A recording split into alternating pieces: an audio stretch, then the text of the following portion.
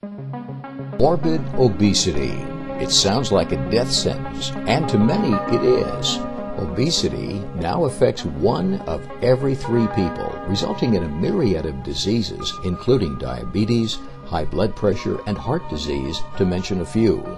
With healthcare costs skyrocketing and obese and overweight patients accounting for over 80% of hospital patients, sensitivity becomes a critical factor of success for every hospital, association, or corporation. Creating memorable keynotes and workshops on this important topic of obesity sensitivity is Barbara Thompson, who prior to undergoing a gastric bypass procedure weighed over 260 pounds. Today, her story of overcoming the negative effects of obesity has made her an international expert, both in print, with her books and articles, and on the speaking platform. Let's meet Barbara Thompson. I wish you could have been there. It was one of those glorious summer days, and I went on a bike ride. And for me, it wasn't any ordinary bike ride. For me, that day was absolutely extraordinary. It was so extraordinary because a year and a half before, with a herniated disc in my back, carrying 125 extra pounds, I thought I was going to be facing disability. But you know what? As extraordinary as that day was, it was just as extraordinary the day I started at the bottom of my stairs and I ran to the top and I didn't think I was going to die. Those ordinary things that people who are morbidly obese lose, when you get them back, they are so extraordinary. Just as extraordinary as doing that 22-mile bike ride. I was fortunate. I was able to lose my weight. But there are a lot of people out there who are still trapped. You know, we have a real problem in this country with obesity. 1/3 of the population is obese. And we have replaced a racial and gender discrimination with another kind of discrimination, a discrimination that is weight-based. Weight is now a predictor of income, especially for women. Women who are obese earn 6.2% less than those who aren't obese. You know, it used to be nobody wanted to grow up thin. We associated that thinness with poverty, with breadlines. Everybody wanted to grow up to be a fat cat, wealthy and fat. But now, when you think of it, wealthy and fat are an anomaly. We value thinness so much that thinness actually has an economic value. You know, we see people on the street, and we may feel sorry for them. They're obese, and we think, oh, that poor person. But you know what? For every obese person you see on the street, there are 2 that you never see because they're trapped by their weight, just like I was trapped by my weight. These are people who don't go to airports because they don't fit in the seats. They don't go to restaurants because they don't fit in the booths, or they're afraid that they're going to sit on a chair and the chair's going to break. They don't go to movies because sitting in a movie theater seat digs into their sides and they're in agony. They are trapped by their weight. So, what kind of policy do you have if you're an organization? If you are a business?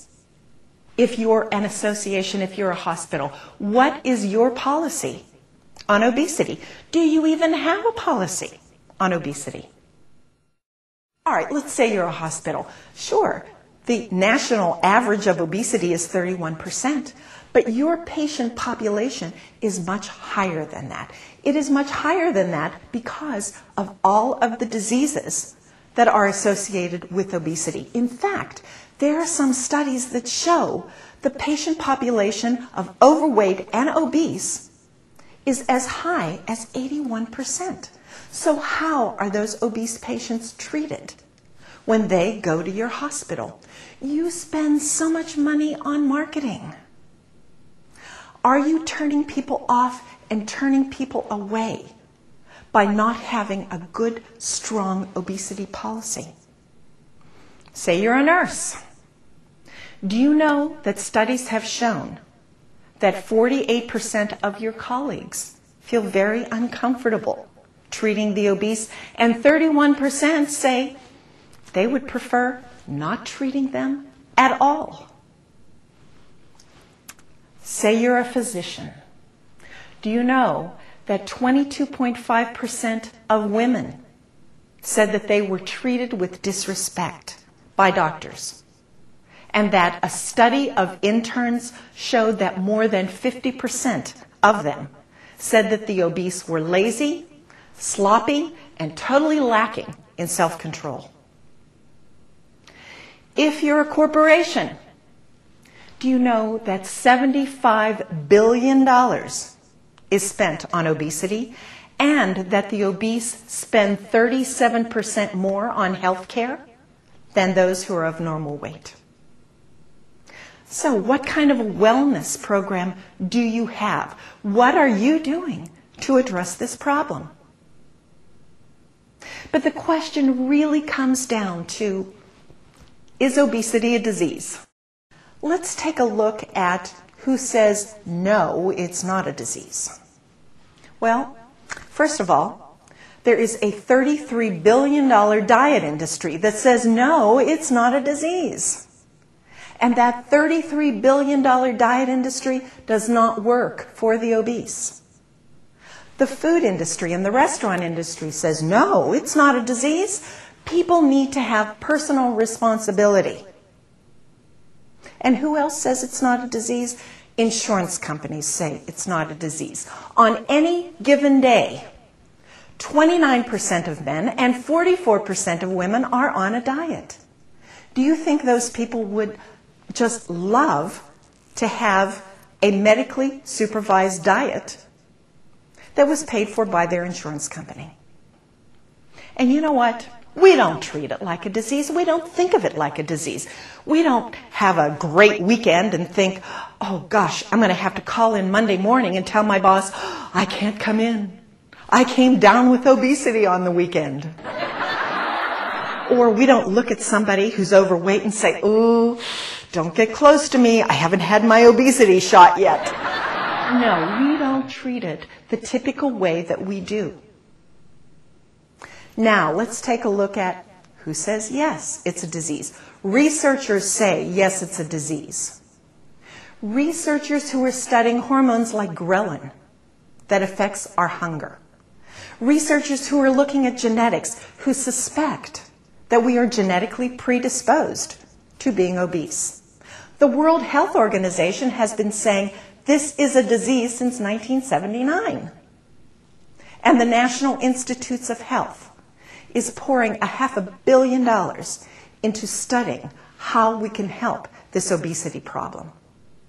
The reason this question is so important is this question answers what treatments are available, who gets those treatments, who pays for the treatments, and ultimately, who stays healthy. So in summary, we need policies, we need empathy, we need solutions. And one solution is to start listening more to those who have the disease. And I want to thank you for hearing me, but please don't stop after this program.